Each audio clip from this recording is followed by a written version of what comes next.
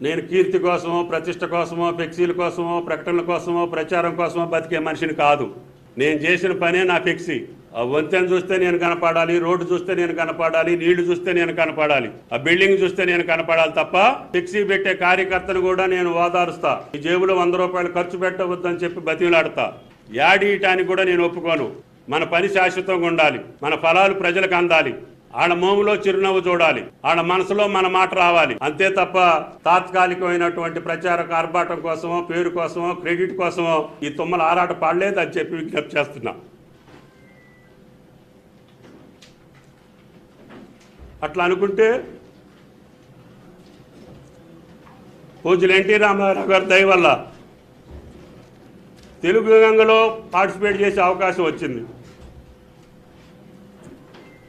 ఉమ్మడి రాష్ట్రంలో చారిత్రకమైనటువంటి ప్రాజెక్టులు, ఆ రోజు రాయలసీమ ఉద్యమం వస్తే ఆంధ్రీనేవా, గాలేరు నగరి, తెలుగు గంగ ఆ పథకాల్లో భాగస్వామ్యం అయ్యేటటువంటి అవకాశం వచ్చింది, శంకుస్థాపనలు చేపించే అవకాశం వచ్చింది.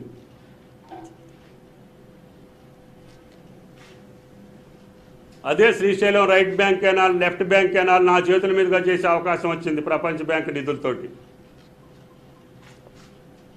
ఆసియాలో కల్లా ఎత్తైనటువంటి ఎత్తిపోతల పథకం ఈరోజు SLBC Elimineti Madhava Reddy lift irrigation 3 సంవత్సరాల కాలంలో పూర్తి చేసి నీళ్లు వదిలి నా మాట నిలబెట్టుకున్న ఆ రోజున